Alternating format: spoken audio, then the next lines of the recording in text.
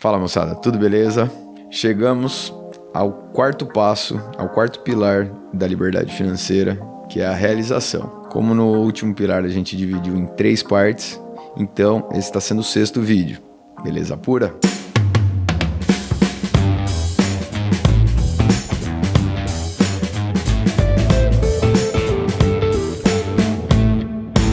Nunca se falou tanto em propósito como hoje em dia. Você pode ver, a hora que você liga a internet, alguém está falando de propósito na TV, nas rodas de amigos e tudo mais. E por que é isso? O que é esse tal desse propósito que a turma sempre fala, né? Todo mundo chegou à conclusão que aquele tipo de vida da gente, trabalhando num emprego que a gente não gosta, trabalhando numa função que a gente não gosta, a vida inteira, para quê? Para ganhar algum dinheiro, para ter as necessidades atendidas e viver uma vida aí sem significado, acaba deixando as pessoas, né? A gente está vivendo uma sociedade doente, uma sociedade infeliz. Então, nunca se falou tanto nesse tal de propósito. E você veja, o propósito é diferente da missão, né? Porque a missão parece uma coisa imposta, né? A missão dada, a missão cumprida. Então, parece que alguém deu essa missão pra gente, né? Então, tem essa conotação de vindo de fora para dentro. E o propósito não é uma coisa mais interna. Por que estão falando tanto isso? Isso aí tem muito a ver com felicidade mesmo, né? E aí, como que a gente vai linkar o dinheiro com isso? Por quê? Se a gente começa a administrar bem as nossas finanças, né, tanto na parte de recebimento, como ganhar bem, ganhar mais e controlar esse dinheiro, fazer um controle financeiro, um planejamento financeiro, o que a gente vai estar comprando com isso é a liberdade. A liberdade do quê? Da gente fazer, da gente poder escolher o que a gente faz com o nosso tempo. Muita gente pode falar assim, se eu tivesse dinheiro suficiente, é muito comum a gente ouvir isso, se eu tivesse dinheiro suficiente, eu não ia trabalhar nunca mais na vida. Pode ser. Você ia fazer o quê, né? Eu ia querer ficar na praia vendendo arte, vendendo coco ou simplesmente estando lá. Mas a realidade é que muita gente ia trabalhar em alguma coisa diferente, alguma coisa que gosta, alguma coisa que se sente útil, que sente que tem uma utilidade para a comunidade, para o mundo e que se sente feliz fazendo. Eu costumo falar que a liberdade de verdade é você poder fazer o que você quer, pelo tempo que você quer, onde você quer e principalmente com quem você quer. Qual que é a ideia desse vídeo de realização? A hora que você percorre todo esse caminho, então você tem uma visão, você tem o autoconhecimento, vê onde você está, você tem as estratégias corretas, a gente chega na realização. Eu acho assim, enquanto você não tem uma visão clara daquilo que você quer, você não precisa se precipitar. Continua trabalhando no que você trabalha atualmente. Tem gente que faz essa mudança de uma forma drástica ou de uma forma suave. As pessoas ficam meio confusas, né? Às vezes você está sentindo uma insatisfação no teu trabalho atual e tal. Fala, não, preciso mudar. Costumo falar, esse planejamento financeiro, ele ajuda muito. Porque você vai construindo, que a turma, os antigos falam pé de meia, mas na verdade você vai construindo um patrimônio e vai entendendo como funciona o seu relacionamento com o dinheiro, que isso te deixa muito mais seguro para tomar qualquer decisão. Então tem muita gente que vai de uma forma drástica para um outro trabalho, para um outro emprego, para uma nova vida e eu acho isso lindo. Então quando assim, você tiver certeza no seu coração, vai sem medo. Agora, se você não tem certeza, espera um pouquinho, vai construindo esse seu patrimônio, vai construindo esse seu colchão, essa sua reserva, que você vai ver que vai te dar uma força muito maior para você ir em direção a isso. Um dos filmes que me balizaram a minha vida é um filme que chama Um Sonho de Liberdade. Não sei se vocês já tiveram a oportunidade de assistir, mas é um filme muito bonito. E assim, não dando spoiler, mas já falando do que se trata o filme, um cara ele é condenado injustamente, ele vai para uma prisão e nessa prisão ele gasta o tempo dele basicamente fazendo 2 coisas. Primeiro, ele gasta o tempo tentando tornar o lugar um lugar melhor, né? Então ele vai colocando vários conceitos culturais, conceitos de relacionamento e tudo mais, e ele realmente melhora, ele torna aquele lugar um lugar melhor, tanto para os presos quanto para os carcereiros, para os policiais, para os diretores e tal, mas ao mesmo tempo ele não deixa de cavar a fuga dele. Né? Então, por mais que era um lugar que ele não... E depois, no final, é muito bonito. Pode assistir mesmo assim que vale a pena. Ele não deixa de viver o dia a dia. Ele não estava no lugar que ele gostaria de estar. Então, ele torna aquele lugar um lugar melhor e não deixa de cavar a saída dele. E, para mim, essa saída, né, trazendo uma analogia para nossa vida, é o dinheiro. É o relacionamento com o dinheiro. Porque é isso, por muitas vezes a prisão pode ser uma analogia do seu trabalho atual, do seu emprego atual, do que for. E tá tudo bem, você tem, não dá para sair amanhã, não dá para sair do dia para noite. Muitas pessoas vêm comigo e conversar comigo, pô, às vezes tem filho para criar, tem uma família, tem uma estrutura, às vezes é a melhor fonte de renda da família quando não é a única. Então, assim, tudo isso para a gente dar um direcionamento e falar que, poxa, fazer isso, mais uma vez, fazer isso ajuda até nisso, né? De fazer esse controle financeiro, esse planejamento, ajuda até nisso. A gente começar a pensar o que a gente vai fazer com o tempo. Tem um exemplo que eu gosto muito do Hospital de Câncer de Barretos. Tem um livro até que fala sobre isso, do diretor lá. E é isso, o cara queria ser médico, não conseguiu ser médico, né? Ele tinha esse desejo de fazer medicina, porque ele queria muito ajudar as pessoas e ele não conseguiu entrar, não tinha vocação para exercer a medicina. Mas aí, é isso, ele pegou e se tornou administrador do hospital. E como administrador do hospital, ele fez aquele hospital virar uma referência no Brasil, no mundo, no tratamento de câncer. E mais que isso, além dele administrar muito bem, ele tinha esse talento de conseguir essas doações. Então, se alguém tiver a oportunidade de ir no Hospital de Câncer de Barretos, é uma maravilha lá. Então, tem fluxo de abundância. Então, o dinheiro, as pessoas gostam de investir e virou um ciclo positivo, porque as pessoas investem, eles fazem doações, esses grandes artistas, grandes empresários fazem doações e sabem que o dinheiro é bem utilizado de duas formas. Ele é bem utilizado porque os recursos não tem desvio, vão para uma causa nobre e é bem administrado. Eles fazem muito com aquele disponível, né? Eles potencializam aquele disponível. Às vezes o cara pode pensar assim, puxa, mas eu queria ter feito medicina porque eu queria ajudar as pessoas. Às vezes sabendo administrar bem, sabendo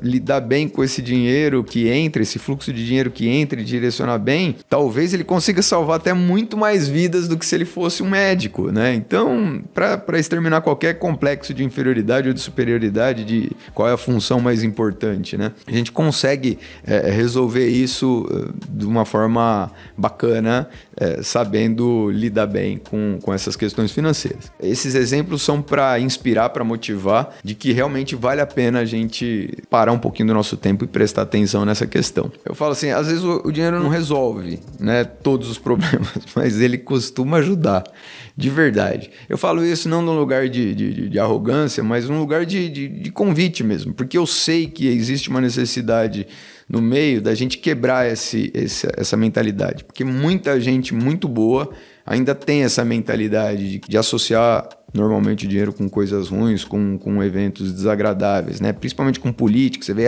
as pessoas fazem as coisas por interesse e de vez em quando a mídia dá muito mais atenção para um profissional que fez alguma irregularidade, alguma imoralidade, normalmente motivado por um ganho financeiro além do que ele poderia ganhar. Então isso vai gerando na nossa cabeça, às vezes, uma aversão.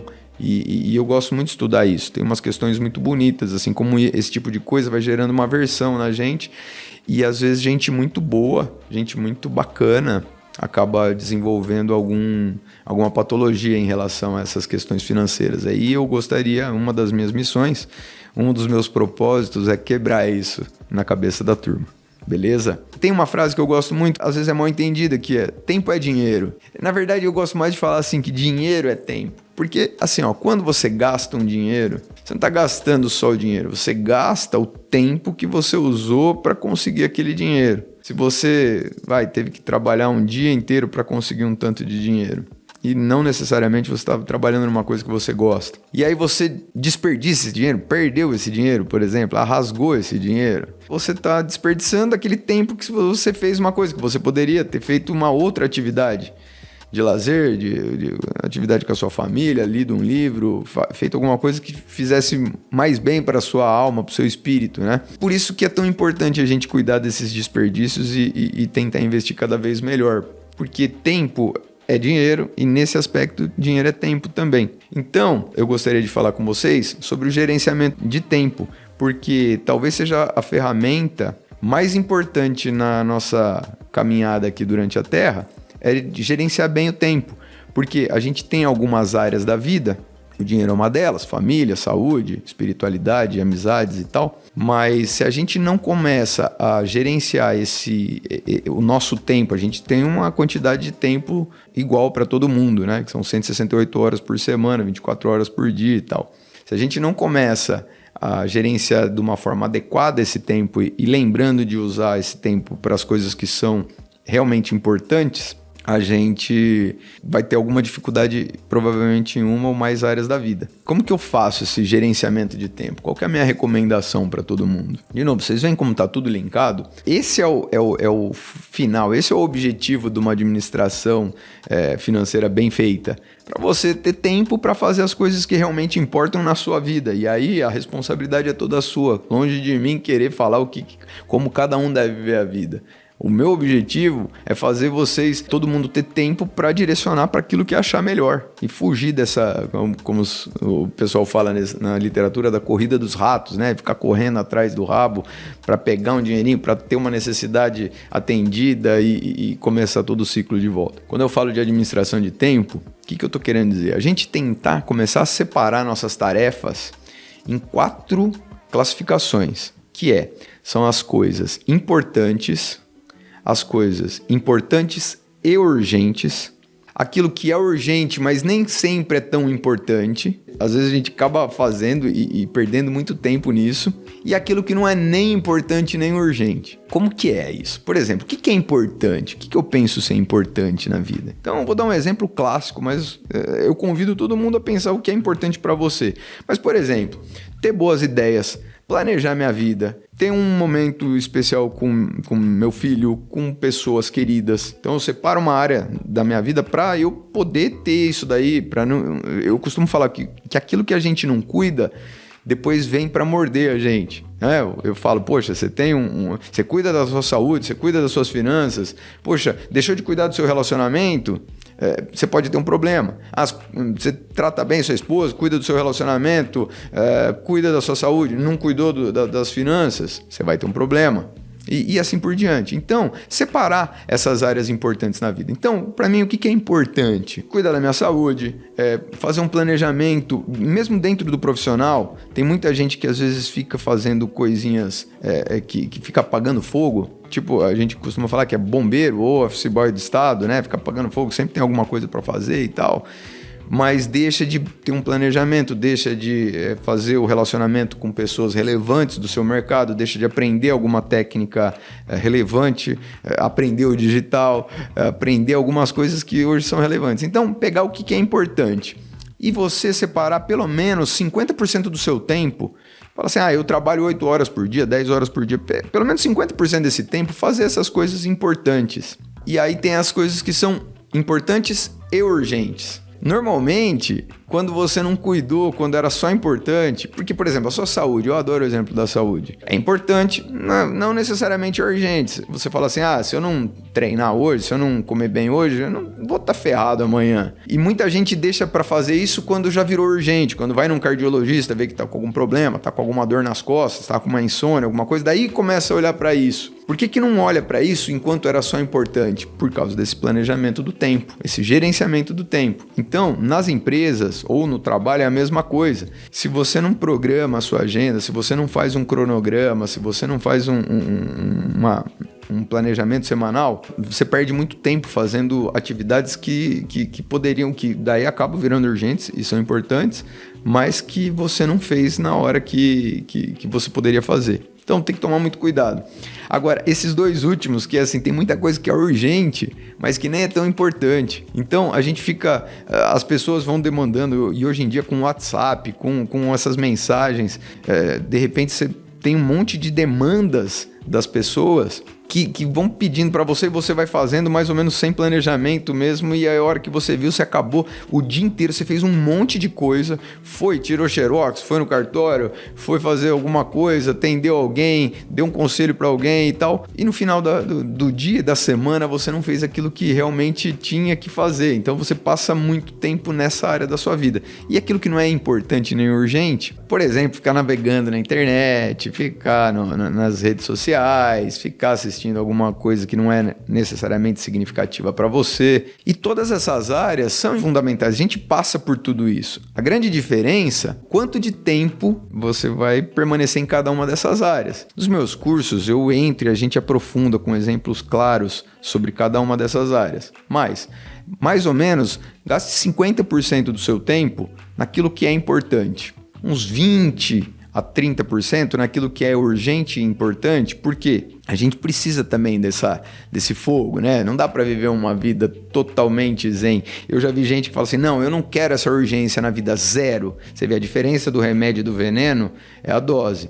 Muita gente às vezes também abandona isso, vai viver meditando, treinando e se alimentando, e às vezes isso é uma fuga, então cuidado. Então a gente precisa de 20, 30% do nosso tempo dessa agitaçãozinha do dia a dia. E aí 10% do seu tempo você usa para atender as demandas do mundo e 10% fugindo, fico lá brincando, fazendo alguma coisa que não tem relevância nenhuma e tá tudo bem. Agora, se você passar 50% do teu tempo olhando a internet e sem fazer nada de relevante, você vai ter um problema, você não vai construir uma vida significativa. Pode ter certeza. Quando eu falo de administração, para você ter tempo para fazer alguma coisa de qualidade, não é para ficar perdendo tempo com tanta bobagem. Uns 10% do seu dia até que vai, mas mais que isso você pode ter problemas. Uma das coisas que a gente precisa aprender e entrar a fundo é o conceito de delegar. Delegar é uma arte. Eu vejo que muita gente delega o que não deveria delegar. Isso daí é uma arte porque não é uma ciência, né? Não dá para fazer uma cartilha com isso. Então você tem que sentir. Muita gente delega alguma coisa que não deveria delegar, algumas funções que, poxa, né? E eu vejo principalmente em relação à família, né?